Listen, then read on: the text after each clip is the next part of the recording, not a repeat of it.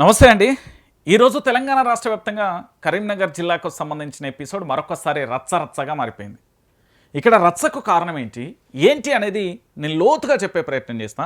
దయచేసి తెలంగాణ సమాజానికి ఒకటే చెప్తున్నా, మీరు స్పష్టమైన విషయాన్ని పూర్తి స్థాయిలో గ్రహించండి. వాస్తవం ఏందో అవాస్తవం ఏందో మీరే నిర్ణయించండి. అయితే కరీంనగర్ జిల్లాకు సంబంధించి పాడి కౌశిక్ రెడ్డి పూర్తి స్థాయిలో నిన్న ఎమ్మెల్యే గారు ప్రెస్ మీట్ పెట్టిల్లు. ఈరోజు ఎమ్మెల్యే గారి ప్రెస్ మీట్ ఈరోజు పార్టీకి సంబంధించిన క్యాంప్ కార్యాలయంలో పెట్టిల్లు. సో పాడి కౌశిక్ రెడ్డి గారు ఏం మాట్లాడిరు అనేది ఫస్ట్ ఒక్కొక్కటి వినుకుంటా పోయే ప్రయత్నం చేద్దాం. మేము కూడా అనొచ్చు కదా బండి సంజయ్ గారు, ఇలా తంబాకు తినుకుంటూ దాంట్లో డ్రగ్స్ మిక్స్ చేసుకుని తంబాకు ప్రజలకి, ఇలా మేము కూడా అనొచ్చు కదా బండి సంజయ్ గారు, ఇలా తంబాకు తినుకుంటూ దాంట్లో డ్రగ్స్ మిక్స్ చేసుకుని తంబాకు తింటేనే మీకు ఎంటికలా నూసిపోయిన సైడ్ ఎఫెక్ట్ ఈ గుండె అందుకే అయినని నేను కూడా అనుకుంటున్నాను. మరి మీకు కూడా డ్రగ్స్ టెస్ట్ చేయాలి. రైట్, ఇది ఒక మాట. అయితే బండి సంజయ్ గారు కానీ తెలంగాణలో ఉన్న కొంతమంది బీజేపీ నేతలు, కొంతమంది కాంగ్రెస్ నేతలు కలిసికట్టుగా కూడా కేటీఆర్ మీద దుష్ప్రచారం చేస్తున్నారు. కొంతమంది సోషల్ మీడియాలో కూడా. ఇది చాలా బాధాకరమైన విషయం. ఒక వ్యక్తి మీద ఆరోపణలు మాత్రమే, ఎవరు అది నేతలు చేస్తున్నారు. రాజకీయ నాయకులు అంటే ఎవరండి? రజకర్ణ గోకర్ణ విలువిద్యలు నేర్చిన వాళ్ళందరూ రాజకీయ నాయకులు, మీకు తెలిసిన విషయమే. అలాంటి రాజకీయ నాయకుల మాటలు పట్టుకొని పుంకానుగా కథనాలన్నీ కూడా వడ్డీ వారించే ప్రయత్నం చేస్తుంటారు కదా. అది మీ అందరికీ తెలిసిందే, బహుశా అందరికీ తెలుసు. సో ఈరోజు డ్రగ్స్ విషయంలో ఎప్పుడు తెర మీదకి వచ్చినా కూడా కేటీఆర్ తెర మీదకి వస్తుండు. కేటీఆర్ పేరే తెర మీదకి తీసుకొస్తారు వీళ్ళు. ఇది చాలా బాధాకరమైన విషయం. ఒక పార్టీకి సంబంధించిన అధ్యక్షుడు, మాజీ మంత్రి, అందులో ప్రస్తుతం మెంబర్ ఆఫ్ లెజిస్లేటివ్ అసెంబ్లీ సభ్యుడు, అలాంటి వ్యక్తి మీద కావాలని దురుద్దేశంతో ఆరోపణలు చేస్తున్నారు. ఆరోపణలకు సంబంధించి బండి సంజయ్ గతంలో ఆరోపణలు చేసిండు. దానికి కౌంటర్ అటాక్గా పాడి కౌశిక్ రెడ్డి కౌంటర్ ఇచ్చాడు. సో తన అనుమానాన్ని కానీ తన ఉదాహరణగా ఎక్స్ప్లెయిన్ చేసింది కూడా కరెక్టే. సో దీంతో పాటు ఇంకొక వీడియో కూడా ఉంది, వినండి. ఎలా అలుగునూరు చౌరస్తాలో ఈ ఫార్చునర్ వెహికల్ ఎలా అలుగునూరు చౌరస్తాలో ఈ ఫార్చునర్ వెహికల్ యూపీ బండి యూపీ 16 BC 2900. ఈ ఫార్చునర్ ఒక ప్రముఖ న్యాయవాది హైకోర్టులో పనిచేసే న్యాయవాది ఖాళీద్ అనే న్యాయవాదిని 5వ తారీఖున సాయంత్రము 6 నుంచి 7 గంటల మధ్యలో అలుగుడూరు చౌరస్తాలో 4 దుండగులు యూపీ బండిలో వచ్చి వెపన్లు పెట్టి ఆ న్యాయవాదిని హత్య చేసే ప్రయత్నం చేసిండ్రు. అలుగుడూరు చౌరస్తాలో ఏమి నడుస్తుంది, ఏంది ఇది అసలు? ఇది 5th రోజు. ఇవ్వండి, ఈ బండి నంబర్ కూడా ఇచ్చినాము. ఈ బండి నంబర్లో మీకు చెప్పిన ఈ బండి నంబర్ యూపీది అనేది ఇది పోలీస్ యాప్లోనే. ఆ రోజు ఈ హైకోర్టు న్యాయవాది ఖాళీద్ అనే హైకోర్టు న్యాయవాది ఈయన పోయి పిటిషన్ ఇస్తే ఈ బండి నంబర్ డీటెయిల్స్ తీసుకొని తీస్తే యూపీకి సంబంధించిన బండి ఎటు పోతుంది లా అండ్ ఆర్డర్ అని మేము అడుగుతా ఉన్నాము. ఇవ్వండి, ఇదే రిసీవ్డ్ కాపీ, ఇదే ఆ రోజు పోలీస్ స్టేషన్ లో ఇచ్చిన రిసీవ్డ్ కాపీ. అసలు లా అండ్ ఆర్డర్ కరీంనగర్ జిల్లాలో ఉందా లేదా అని నేను అడుగుతా ఉన్నాను.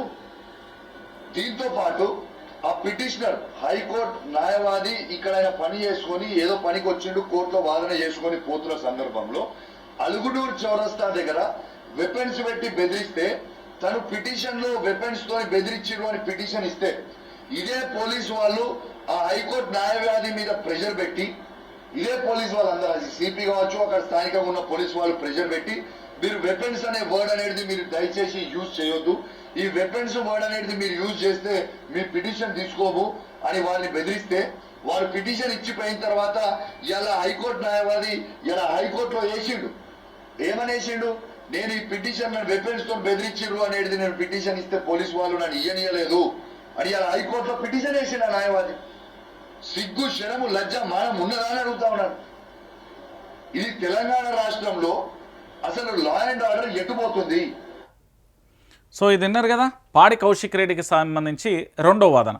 మరి పాడి కౌశిక్ రెడ్డి మాట్లాడిన దాంట్లో ఏమైనా తప్పు ఉందా అంటే లేదు. ఎందుకు అంటే వారు ఒక మెంబర్ ఆఫ్ లెజిస్లేటివ్ అసెంబ్లీ సభ్యుడిగా తెలంగాణ రాష్ట్రంలోని కరీంనగర్ జిల్లాకు సంబంధించి మనందరికీ తెలుసు. కరీంనగర్ అంటే అక్కడ ఎమ్లాడ రాజన్న కానీ, కొండగట్టు అంజన్న కానీ, లేదా ధర్మపురి క్షేత్రం కానీ అందరికీ తెలుసు. ఒక మంచి వాతావరణం, ఎందుకంటే అది పూర్తి స్థాయిలో చెప్పాలంటే అంటే దైవత్వం కలిగిన ప్రాంతం. అలాంటి గడ్డ మీద ఈ రచ్చ ఎందుకు కొనసాగుతుంది అంటూ కూడా అడిగాను. మొన్నటికి మొన్న జ్యువెలరీకి సంబంధించి షాప్కి వచ్చి గన్నులు పెట్టి బెదిరించి మొత్తం లాక్కొని వెళ్ళిన ఆ వెహికల్ కూడా ఇటు మహారాష్ట్రకి వెళ్ళిపోయినాయి. ఎక్కడో కెనాల్ దగ్గర 2 వీలర్ వదిలేసిర్రు అనేది పోలీసులు సంబంధించి కొంత సమాచారం సేకరించి పత్రికకు తెలియజేసిన సమాచారం. సో వారు ఏమంటున్నారు అంటే శాంతి భద్రతల విషయంలో ఏం జరుగుతుంది తెలంగాణలో అని అడుగుతున్నారు. శాంతి భద్రతల విషయంలో తెలంగాణ ఎటువైపు పోతున్నది అని అంటున్నారు. శాంతి భద్రత విషయంలో కరీంనగర్లో ఎందుకు జరుగుతుంది అంటున్నారు.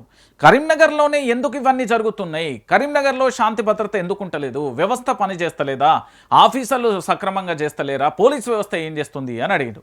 దానిలో తప్పే ఉంది. మెంబర్ ఆఫ్ లెజిస్లేటివ్ అసెంబ్లీ సభ్యుడు అందులో హైకోర్టుకు సంబంధించిన ఒక న్యాయవాది మీద హత్యాయత్నం చేయడానికి పూర్తి స్థాయిలో కూడా అలుగునూరు చౌరస్తా వద్ద బెదిరించారని ఆయన కంప్లైంట్ చేసింది చూపెట్టిండు.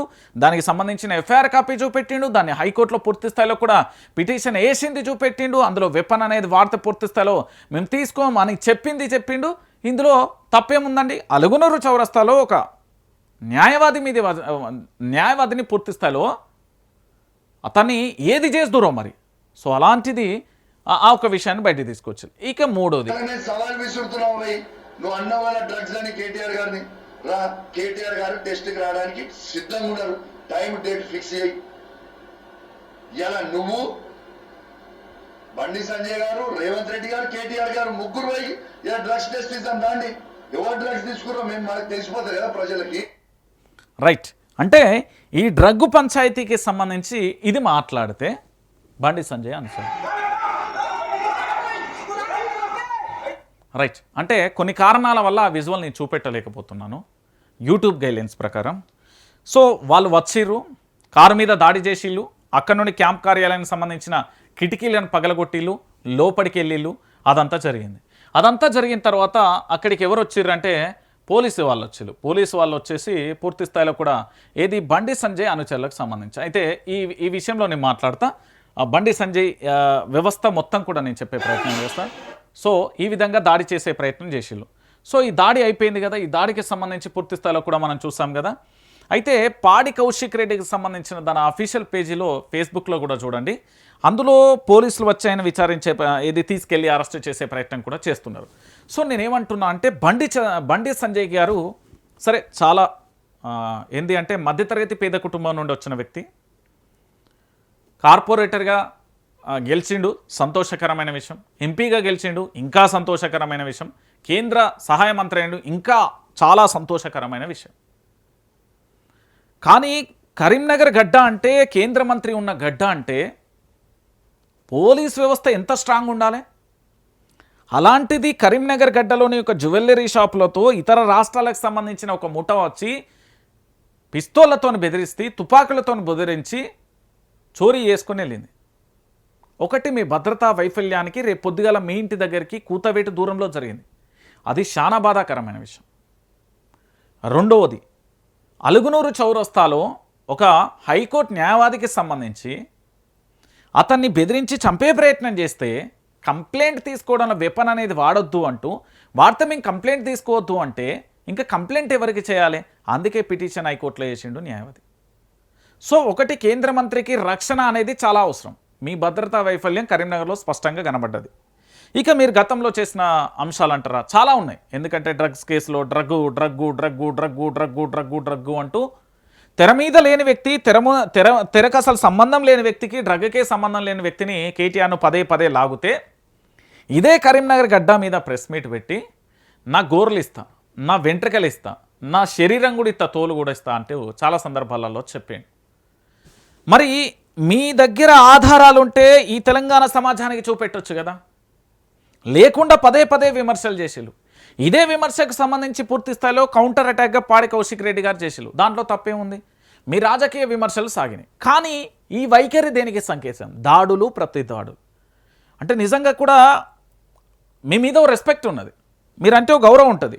ఎందుకంటే కేంద్ర సహాయ మంత్రి, మా తెలంగాణ బిడ్డపై మేము గొప్పగా చెప్పుకుంటాం. మళ్ళీ అందులో హిందుత్వ భావజాలం కోసం పోరాటం చేసే వ్యక్తులు మీరు. మరి మీ అనుచరులు ఈ గూండాయిజం చేయడం ఎంతవరకు కరెక్ట్? ఇది మీకే వదిలేస్తున్నా. రెండోది, ఈరోజు పాడి కౌశిక్ రెడ్డి మాట్లాడింది రాజకీయ విమర్శగా తీసుకోవాలి తప్ప దాని వ్యక్తిగత విమర్శ ఎందుకు తీసుకొని మీ అనుచరులు వచ్చిల్లు అనేది రెండోది.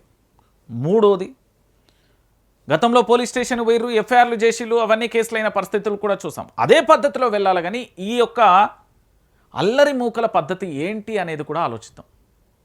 అంటే ఇప్పుడు దాడి చేసేటోళ్ళు సంజయ్ ఫాలోవర్సే కావచ్చు, కానీ ఇది బాధాకరమైన విషయం. మీరు ఏం చేయనుండే అంటే మీరు అక్కడ ధర్నా చేయరు, రాస్తోరోక చేయరు, పోలీస్ స్టేషన్లో కంప్లైంట్ చేయరు. కానీ ఎవరమైనా ఏ పార్టీ అయినా, బీజేపీ అయినా, కాంగ్రెస్ అయినా, బీఆర్ఎస్ అయినా, కమ్యూనిస్ట్ అయినా, ఏ పార్టీ అయినా కూడా విమర్శ విమర్శగా ఉండాలి, సద్విమర్శ సద్విమర్శగానే ఉండాలి. ఏ విమర్శ చేసినా సద్విమర్శగా తీసుకొని దాన్ని పూర్తి స్థాయిలో కూడా రాజ్యాంగం ప్రకారం వెళ్ళిపోవాలి. కానీ ఈ దాడులు, పరస్పర దాడులు దేనికి సంకేతం?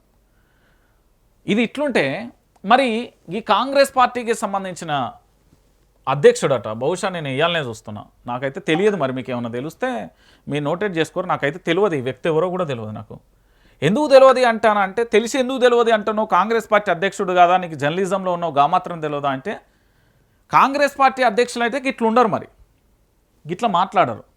ఇప్పుడు పాడి కౌశిక్ రెడ్డి మాట్లాడిన దాని మీద దాడి చేస్తే మరి ఈ కాంగ్రెస్ పార్టీ నేత మీద ఎట్లా చేయాలి? ఎందుకంటే ఇక్కడ చూడండి, కేటీఆర్ నీ స్థాయి ఎంత, నీ బతికెంత, నువ్వు రాహుల్ రేవంత్ను విమర్శించేది డ్రగ్ ప్రభావంతోనే ఇలా మాట్లాడుతున్నావని అనుమానంగా ఉంది. ఆయనకు మానసిక వైద్యులతో చికిత్స అందించాల్సిన అవసరం ఉంది. బండి సంజయ్ కేంద్ర మంత్రిలా కాకుండా పిట్టెల దొరలా ప్రవర్తిస్తున్నారు అన్నాడు. పిట్టెల దొర అన్నాడు, బండి సంజయ్ని పిట్టెల దొర అన్నాడు. బండి సంజయ్ ఫాలోవర్స్ అంతా కూడా ఈయనను అడగాలి, మన కేంద్ర సహాయ మంత్రిని, కేంద్ర మంత్రిని పట్టుకొని పిట్టెల దొర అన్నాడు. బండి సంజయ్ అభిమానులంతా ఇది బాధాకరమైన విషయం, ఇది అడుగుర్రి. ఇంకోటి, కేటీఆర్ నీ స్థాయి ఎంత? కేటీఆర్ వెల్ ఎడ్యుకేటెడ్, స్థాయి గొప్పదే. కేటీఆర్ నీ బతికెంత, కేటీఆర్ బతికెంత, నీ స్థాయి ఎంత, నీ బతికెంత అన్నావు. తెలంగాణ ఉద్యమంలో ఉన్నాడు కేటీఆర్, ఒక మాజీ మంత్రిగా చేసిండు, ఒక బీఆర్ఎస్ పార్టీ అధ్యక్షుడు ఉన్నాడు, ప్రస్తుత ఎమ్మెల్యే కొనసాగుతున్నాడు. అంటే సూపర్గా ఉన్నాడు, అంటే బతుకు అద్భుతంగా ఉన్నది. మళ్ళీలో తెలంగాణ రాష్ట్రాన్ని తీసుకొచ్చిన కుటుంబ వారసుడు ఆయన. పేరేం పేరు ఈయన పేరేం పేరు అన్న తెలిస్తే మీరు చూడరు. నాకైతే గడేమో కనబడ్డది, పీసీసీ చీఫ్ మహేష్ గౌడ్ అట. పీసీసీ చీఫ్ మహేష్ గౌడ్ అట ఆయన. రాష్ట్ర అధ్యక్షుడు గివా మాట్లాడేది, విమర్శలు ఎట్లుండాలి, మళ్ళీ దానికి ఎదుటి వ్యక్తి సమాధానం చెప్పకుండా ఉండాలి, గివా మాట్లాడేది. డ్రగ్ ప్రభావంతో మీరు మాట్లాడుతున్నారా, వాళ్ళు మాట్లాడుతున్నారా అనేది ఈ పదే ఈ పంచాయతీ ఏందో నాకు అర్థం కాదు తెలంగాణలో. ఇప్పుడు మరి బీఆర్ఎస్ పార్టీ వాళ్ళు అందరూ మరి సేమ్ అక్కడ కరీంనగర్లో చేసింది రిపీట్ కావాలంటే మరి ఇక్కడ కూడా కావాల్సిందే, అదే సంస్కృతి కొనసాగాలంటే. ఇది కాదు కదా పద్ధతి. నేనేమంటున్నానంటే, ఈ డ్రగ్ ఎందుకు వచ్చింది అంటున్నాను, విమర్శలు చేసుకుంటే చేసుకోబోయి, దాంట్లో తప్పు లేదు. కానీ ఇష్టం ఉన్నట్టు అడ్డగోలుగా ఏది పడితే అది చేస్తామంటే ఏంది పద్ధతి? నాకు అర్థం కాదు. తెలంగాణ సమాజం మొత్తం కూడా ఆలోచించాలి. పాము కంటే అధ్వానంగా తయారైపోయారు. ఇంత ఘోరం అండి తెలంగాణలో, అడివడివి అన్యాయం చేసేస్తున్నారు. తెలంగాణ సమాజం దయచేసి నేను ఆలోచించమంటున్నా. దాడులు ప్రతి దాడులు కాదు, విమర్శ సద్విమర్శ, రాజకీయ విమర్శలు రాజకీయ విమర్శతో చూడండి.